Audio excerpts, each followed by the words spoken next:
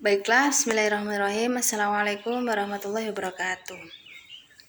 Di sini saya Fitria Fahrina Sofia Nur Habibah dengan NIM 20219226 akan menjelaskan proposal penelitian tindakan kelas yang berjudul Penerapan Metode Jigsaw dalam meningkatkan kemampuan berbicara di MTS Darussalam. Nah, sebelumnya yaitu latar belakang mengambil judul ini ya, yaitu yang pertama pembelajaran bahasa bertujuan untuk meningkatkan keterampilan berbahasa siswa. Oleh karena itu, pembelajaran bahasa perlu diarahkan untuk meningkatkan kemampuan siswa. Nah, bahasa sendiri mempunyai 4 keterampilan. Yang pertama yaitu keterampilan membaca, keterampilan menulis, keterampilan berbicara, dan keterampilan mendengar.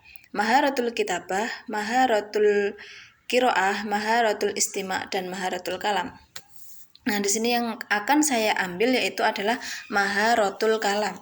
Mengapa demikian? Karena keterampilan berbicara itu sudah mencakup semua dari keterampilan tersebut.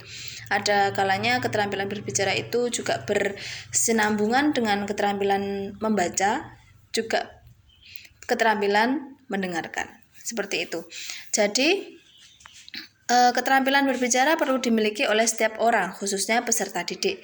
Untuk apa? Karena ketika kita berkomunikasi dengan orang lain, pasti kita membutuhkan bahasa yang baik dan benar. Maka dari itu, peserta didik juga harus memiliki kualitas keterampilan berbicara yang baik, yang bagus, seperti itu. Lanjut, yaitu menurut beberapa ahli, kegiatan ini tuh sebenarnya sulit untuk dilakukan. Kegiatan berbicara ini yang baik dan benar itu memerlukan pendengaran yang baik pula. Nah, di sini sudah saya singgung di atas tadi bahwa keterampilan berbicara ini juga berkesinambungan atau ada kaitannya dengan 4 keterampilan yang lain tadi. Ini salah satunya yaitu berkaitan dengan maharatul istima', yaitu mendengarkan. Jika kita mendengarkan maharatul istima' kita bagus, maka maharatul kitabah kita insya Allah juga akan menjadi lebih bagus. Seperti itu. Sebelum maharatul istima', kita juga bisa berlatih menulis, berlatih membaca, baru kita akan fokus kepada maharatul istima'. Namun di maharatul istima' ini kita juga butuh konsentrasi ya. Apa yang telah diucapkan, nanti baru kita serap dan kita belajar untuk maharatul kalam. Nah, setelah dilakukan dukungan atau diskusi dan refleksi, ada beberapa masalah yang ada, yaitu yang pertama, kurangnya komunikasi yang terjalin dengan baik antara pendidik dengan peserta didik atau di antara rencana peserta didik. Nah, di sini peran pendidik dan peserta didik itu sebenarnya sama, tutor dengan peserta didik itu sama ya. Hanya saja tutor di sini harusnya lebih berperan aktif untuk peserta didiknya. Jadi mereka akan merasa bahwa mereka itu mempunyai guru tutor dan mereka merasa bahwa mereka itu diperhatikan, seperti itu. Yang kedua yaitu komunikasi yang terjalin cenderung satu arah. Nah, di sini tutor atau pendidik harus berlaku adil ya, satu sama lain itu harus sama gitu loh. Seperti Contohnya di kelas tersebut ada 30 anak. Nah, 30 anak itu ada beberapa siswa yang sudah bisa menggunakan bahasa dengan baik dan benar. Namun ada beberapa siswa juga yang belum bisa menggunakan bahasa baik dan benar. Nah, di sini tutor atau pendidik ini juga harus membimbing yang belum bisa itu bagaimana caranya agar mereka itu bisa seperti teman-temannya yang lain yang sudah bisa. Seperti itu ya. Yang selanjutnya yaitu kelas didominasi oleh beberapa peserta didik yang aktif. Nah, ini akan mengecilkan hati yang belum bisa. Peserta didik yang belum bisa pasti mereka akan merasa minder. Nah, motivasi dari pendidik atau tutor di sini juga sangat dibutuhkan ya. Yang terakhir yaitu rendahnya aktivitas peserta didik dalam pembelajaran berdampak pada potensi berpikir tidak berkembang secara optimal. Nah, di sini juga selain pendidik yang harus aktif, peserta didik juga bisa bertanya kepada teman-temannya mungkin, atau bertanya kepada guru tutornya bagaimana dengan saya yang seperti ini, saya yang belum bisa sama sekali, sedangkan teman-teman saya itu sudah pada bisa, seperti itu. Nah, permasalahan yang telah diuraikan peneliti berkolaborasi dengan tutor atau pendidik untuk menemukan solusi, ya itu tadi sudah dikasih solusinya sekalian. Nah, berdasarkan kondisi serta alternatif yang telah dipaparkan, peneliti akan menerapkan model jigsaw, menjelaskan bahwa pembelajaran membantu dalam menguasai materi belajar untuk mencapai prestasi yang maksimal. Nah, model pembelajaran kooperatif jigsaw ini diterapkan dapat bertujuan untuk dapat meningkatkan motivasi, kinerja peserta itu meningkat gitu loh, prestasinya pun juga ikut meningkat dengan setelah mereka menggunakan model jigsaw ini. Model jigsaw itu bagaimana sih sebenarnya? Model jigsaw ini yaitu diadakan secara per kelompok seperti contoh 30 ya. Tadi di kelas ada 30 siswa. Nah, guru tutor atau pendidik di sini membuat 6 kelompok, 6 atau 7 kelompok, yang mana di dalam kelompok itu tidak boleh melebihi batas 5 orang. Nah, yang mana di dalamnya nanti pendidik bisa mengarahkan peserta didiknya untuk pembelajaran keterampilan berbicara tersebut. Seperti halnya mereka bisa bertukar bisa bertukar ide pokok atau gagasan ya. Jadi di situ mereka bisa mengemukakan pendapat, bisa mendapatkan wawasan ilmu, bisa tambahan ilmu dari teman-temannya, sehingga mereka di situ bisa berdiskusi dengan teman-temannya, baik itu yang sudah mahir, baik itu yang masih belum bisa, mereka akan belajar bersama.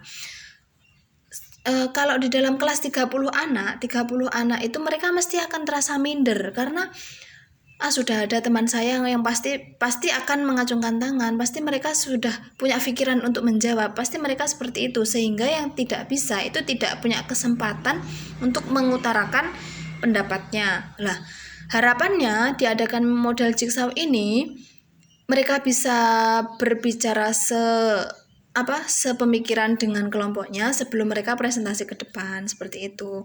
Nah, identifikasi masalah sendiri yaitu mereka kurang percaya diri, terus kurang komunikasi dengan temannya itu masih kurang, lalu belum ada rasa percaya diri ya terhadap peserta didik untuk melakukan atau mengemukakan argumentasinya.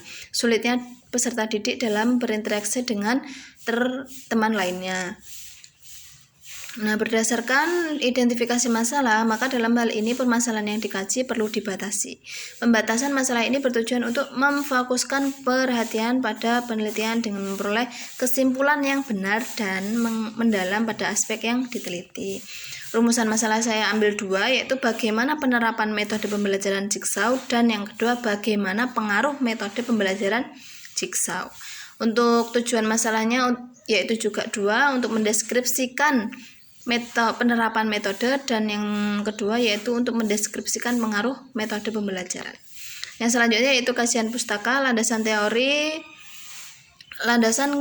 keterampilan berbicara perlu dimiliki ya oleh setiap peserta didik, sudah saya singgung di atas, yaitu dengan pembelajaran kooperatif jigsaw yang sudah saya jelaskan di atas, yaitu dengan dikelompokkan minimal itu maksimal kelompok itu 5. Kalau lebih 5 mereka mungkin akan kesulitan untuk menangkap pemikiran teman-temannya. Terus yang selanjutnya yaitu kajian penelitian terdahulu. Saya mengambil 3 penelitian terdahulu yang sama, yaitu judulnya ya, metode pembelajaran jigsaw dalam meningkatkan keterampilan komunikasi siswa SMP. Nah, di sini persamaannya sudah jelas, metode kualitatif yang digunakan. Persamaannya, objek yang diteliti sama-sama peserta didik. Yang digunakan deskriptif kualitatif. Perbedaannya yaitu peneliti sebelumnya antara lain dalam penelitian sebelumnya merupakan siswa MTS kelas 8, sedangkan penelitian ini siswa SMP kelas 9. Seperti itu ya. Lalu yang kedua yaitu peningkatan kemampuan berbicara melalui model pembelajaran Jigsaw pada siswa kelas 7. Nah, ini juga sudah berbeda dari peserta didik dan lokasi yang diambil ya. Lokasi yang diambil yaitu SMPN 1 Apung, sedangkan peneliti mengambil MTS Darussalam Kediri. Untuk peserta didik yang diambil yaitu kelas 7, sedangkan peneliti mengambil kelas 8. Yang terakhir yaitu peningkatan keterampilan berkomunikasi melalui model pembelajaran kooperatif Jigsaw. Sama-sama menggunakan model kooperatif Jigsaw, sama-sama untuk meningkatkan keterampilan berbicara. Yang perbedaannya hanya saja lokasi dan peserta didik yang diambil. Peneliti mengambil MTS kelas 8, sedangkan di penelitian terdahulu yang terakhir ini mengambil kelas 5 SD Klaten. Seperti itu kerangka berpikirnya, yaitu guru dengan siswa mulai pembelajaran dengan metode Jigsaw yang mana terdapat medianya, yaitu berupa kelompok ya. Jadi metode Jigsaw ini pembelajaran yang menggunakan kelompok. Di dalam sebuah kelompok mereka saling bertukar argumen atau pendapat sebelum mereka akan mempresentasikan apa yang sudah guru berikan kepada kelompoknya masing-masing. Yang selanjutnya yaitu pengujian hipotesis. Pengujian hipotesis ini sudah teruji, yaitu aktivitas belajar siswa cenderung meningkat ya. Setelah diadakan metode Jigsaw ini, ternyata di sana itu bisa meningkatkan keterampilan berbicara mereka. Terus yang selanjutnya, penerapan model pembelajaran Jigsaw dapat meningkatkan hasil belajar siswa. Berarti metode Jigsaw ini sudah terbukti bisa meningkatkan keterampilan berbahasa di sekolah MTS Darussalam. Yang selanjutnya metode penelitian. Metode penelitian yaitu ada pendekatan dan jenis penelitian, yaitu adalah jenis penelitian adalah penelitian tindakan kelas. Sebagai bentuk penelitian reflektif yang dilakukan oleh guru yang hasilnya dapat dimanfaatkan sebagai alat untuk mengembangkan kurikulum. Nah, selanjutnya strategi subjek penelitian tindakan kelas, yaitu lokasi penelitian ada di MTS Darussalam. Waktu penelitiannya yaitu selama 1 bulan ya, 21 sampai 31 Mei dilakukan yang offline kemarin sama yang online ya. Subjek penelitiannya yaitu adalah siswa MTS kelas 8. Data dan sumber data didapat yaitu dengan survei, survei kegiatan pengumpulan informasi mengenai tanggapan orang lain, penelitian menggunakan wawancara, terjun lapangan atau observasi. Teknik pengumpulan data sendiri yaitu melalui observasi dan wawancara. Observasi dilakukan pengamatan langsung ke MTS Darussalam. Lalu untuk wawancara dilakukan ke peserta didik, tutor, dan orang di sekitarnya yang mengetahui tentang bagaimana cara MTS tersebut mengembangkan keterampilan berbicara. Yang selanjutnya yaitu instrumen penilaian, yaitu lembar observasi yang ditujukan lembar observasi guru, lembar observasi siswa, dan tes unjuk kerja.